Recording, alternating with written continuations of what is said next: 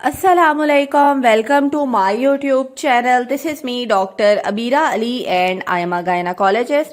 आज मैं आपके साथ बात करूंगी बार्थोलिन सिस्ट के बारे में और इसके कॉजेस के बारे में, इसके ट्रीटमेंट के बारे में।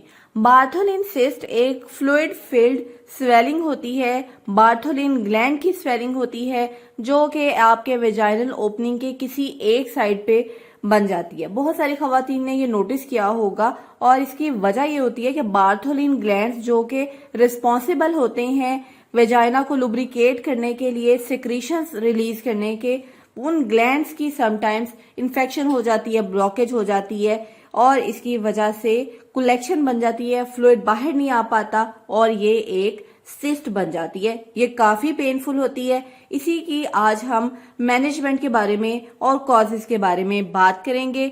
वीडियो कंप्लीट देखिएगा और अगर आप मेरे चैनल पर नए हैं तो चैनल को लाजमी सब्सक्राइब कीजिएगा और बेल आइकन को लाजमी प्रेस कीजिएगा ताकि ऐसी इंफॉर्मेटिव वीडियोस का नोटिफिकेशन आपको आसानी से मिलता रहे।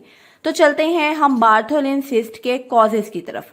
तो सबसे पहला कॉज है ब्लॉकेज बार्थोलिन ग्लैंड की डक्ट की, जो कि मल्टीपल रीजंस की वजह से हो सकती है। इसमें इन्फेक्शन आ जाती है, बैक्टीरियल इन्फेक्शन जैसे ई कोलाई बैक्टीरिया की इन्फेक्शन या फिर एसटीआई सेक्सुअली ट्रांसमिटेड इन्फेक्शन जैसे कि गोनोरिया या क्लेमीडियल इन्फेक्शन। इन इन्फेक्शंस की वजह से अक्सर ग्लैंड की डक्ट की ब्लॉकेज हो जाती है। नंबर 2 पे है इन्फ्लामेशन, जो कि नॉन इन्फेक्शियस कॉजेस की वजह से सोजिश हो जाती है ग्लैंड की और स्वेलिंग हो जाती है और ब्लॉकेज हो जाती है। नंबर 3 पे है इंजरी या फिर कोई इरिटेशन। अगर आपके जेनिटल एरिया की रिपीटेड फ्रिक्शन की वजह से कोई इंजरी हो जाती है या वैसे ही कोई एक्सटर्नल ट्रॉमा हो जाता है ड्यूरिंग सेक्स या साइकिलिंग या फिर बहुत टाइट क्लोथ्स पहनने से, अगर आपके अंडरगारमेंट्स बहुत टाइट हैं तो इसकी वजह से समटाइम्स इंजरी हो सकती है और इरिटेशन हो सकती है ग्लैंड की और इसकी स्वेलिंग हो सकती है। और नंबर 4 पे है कि अगर ये म्यूकस जो कि सिक्रीशन है एक, अगर बहुत थिक कंसिस्टेंसी की है तो ये ग्लैंड की डक्ट को ब्लॉक कर सकती है और ये स्वेलिंग हो सकती है। अब हम सिम्टम्स की बात करते हैं। तो जो बार्थोलिन ग्लैंड की सिस्ट स्मॉल साइज की होती है तो वो समटाइम पेनलेस होती है, सिर्फ और सिर्फ आपको स्वेलिंग फील होती है।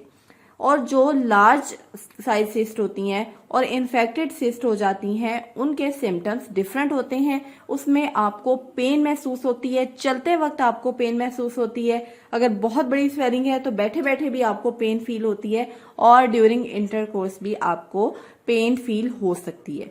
और स्वेलिंग आपको बिल्कुल वेजाइनल ओपनिंग के पास किसी एक साइड पे लेबिया के नजर आती है, रेडनेस हो सकती है, हाथ लगाने पे भी आपको पेन हो सकती है। और समटाइम्स ये बार्थोलिन सिस्ट बार्थोलिन एब्सेस बन जाती है, इसमें इन्फेक्शन हो जाती है, पस जमा हो जाती है जिसकी वजह से आपको फीवर और डिफरेंट कॉम्प्लिकेशंस हो सकती हैं। अब हम इसके ट्रीटमेंट की बात करते हैं। तो जो स्मॉल सिस्ट है, पेनलेस सिस्ट है, उस बार्थोलिन सिस्ट को कोई खास ट्रीटमेंट की जरूरत नहीं होती।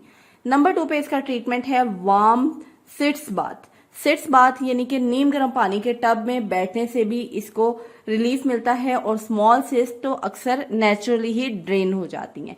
नंबर 3 पे है एंटीबायोटिक्स। अगर इन्फेक्शन के सिम्टम्स हैं, बार्थोलिन एब्सेस लग रही है, फीवर हो रहा है तो एंटीबायोटिक्स बहुत इफेक्टिव है इसको ट्रीट करने के लिए।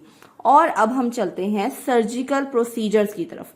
तो सर्जिकल प्रोसीजर में अगर लग रही है हमें कि ये कोई इन्फेक्शन हो गई है, बार्थोलिन एब्सेस हो गई है, तो हम इसको ड्रेन करते हैं, एक छोटा सा कट लगाते हैं इसके ऊपर और जो इसके अंदर कलेक्शन हुई होती है पस की उसको हम ड्रेन करवा लेते हैं और सिस्ट को हम खुला छोड़ देते हैं ताकि वो खुद ही हील हो।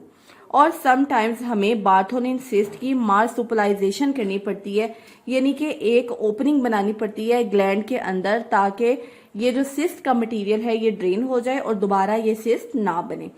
और जिन खवातीन की बार बार ये सिस्ट बनती है, ठीक हो जाती है मेडिसिन लेने से, फिर दोबारा बन जाती है, तो रिकरेंट केसेस में समटाइम्स हमें बार्थोलिन ग्लैंड को सर्जिकली रिमूव करना पड़ता है ताकि दोबारा से ये इन्फेक्शन ना बने। तो ये सब बार्थोलिन ग्लैंड की मैनेजमेंट है। अगर आप अपने वल्वल एरिया पे ये स्वेलिंग नोट करती हैं तो फौरन अपनी डॉक्टर से राब्ता करें और इसको ट्रीट कराएं, क्योंकि ये डेंजरस भी हो सकता है।